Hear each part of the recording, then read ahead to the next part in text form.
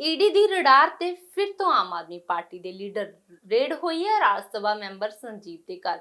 इस रेड तो बाद सीधे तौर ते इल्जाम लगा दिते ने मनीष सिसोदिया ने बीजेपी दे उत्ते।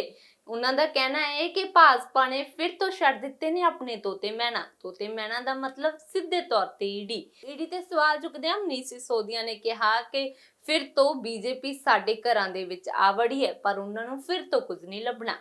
प्रधानमंत्री नरेंद्र मोदी जी ने अपने तोता मैना को फिर से इशारा किया और फिर से वो आम आदमी पार्टी के एक नेता पर टूट पड़े इस इरादे से कि कैसे आम आदमी पार्टी को बर्बाद किया जाए, कैसे आम आदमी पार्टी को खत्म किया जाए। उनका एक ही मकसद है, सोते जागते आम आदमी पार्टी को कैसे खत्म करें, अरविंद केजरीवाल जी को कैसे खत्म करें। आज हमारे पंजाब से राज्यसभा एमपी संजीव अरोड़ा जी के घर पर प्रधानमंत्री नरेंद्र मोदी जी ने रेड कराई है। ये रेड किसी करप्शन की वजह से नहीं हो रही, ये रेड किसी भ्रष्टाचार की जांच में नहीं हो रही। ये रेड हो रही है इसलिए क्योंकि संजीव अरोड़ा जी आम आदमी पार्टी के सांसद हैं, क्योंकि संजीव अरोड़ा जी आम आदमी पार्टी के टीम के एक मेंबर हैं। ये प्रधानमंत्री जी की पूरी मोडस ऑपरेंडी है क्योंकि आम आदमी पार्टी को वो ना चुनाव में हरा पा रहे हैं, ना केजरीवाल जी को रोक पा रहे हैं, ना केजरीवाल जी के हौसले तोड़ पा रहे हैं, ना केजरीवाल जी की टीम को तोड़ पा रहे हैं। तो एक बार फिर से कोशिश की जा रही है कि उनके एक एमपी को इस तरह से घेरो।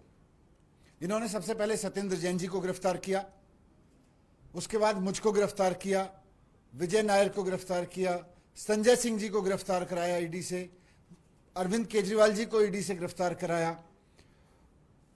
सब बाहर आ गए, पूरा केस इनका तहस नहस हो गया।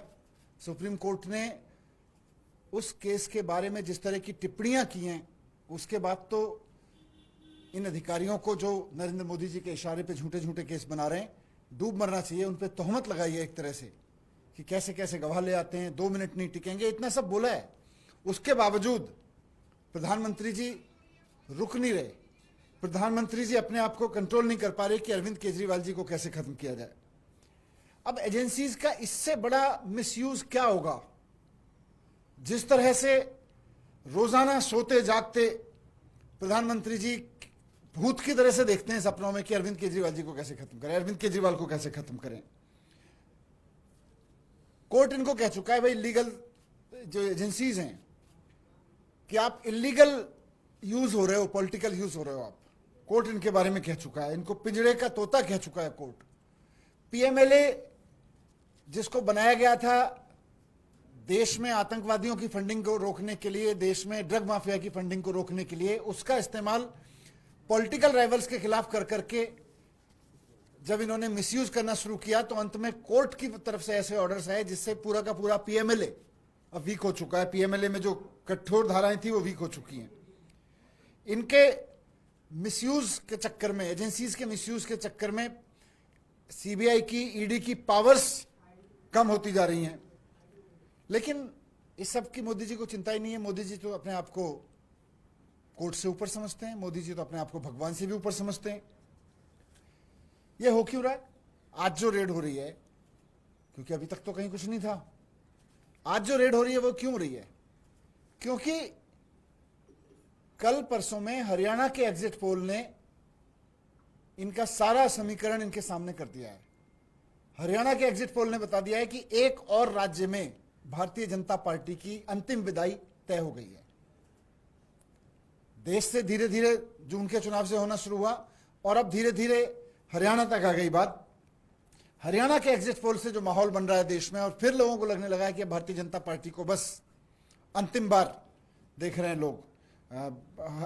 एग्जिट पोल ने एकदम बता दिया है कि अब इनके जाने का समय आ गया है।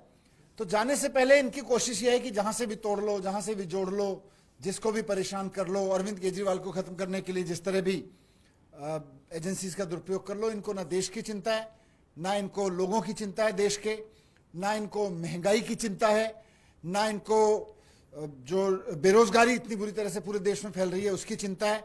मोदी जी के पास में ना महंगाई का समाधान है, ना बेरोजगारी का समाधान है। उनके पास केवल एक ही काम है, एजेंसीज का दुरुपयोग करके अरविंद केजरीवाल को कैसे खत्म किया जाए, एजेंसीज का दुरुपयोग करके आम आदमी पार्टी को कैसे खत्म किया जाए। मैं समझता हूं आज जो हो रहा है वो अब इस बात का और प्रमाण है कि ऐसा प्रधानमंत्री जो दिन रात एक पार्टी को खत्म करने के बारे में सोचता रहता हो, ना उसको महंगाई की चिंता हो, ना रोजगार की चिंता हो, ऐसा प्रधानमंत्री देश के लिए खतरनाक है। आज तो देश के लोग इंतजार कर रहे हैं कि कब मोदी जी 75 साल के हों और कब उनकी विदाई।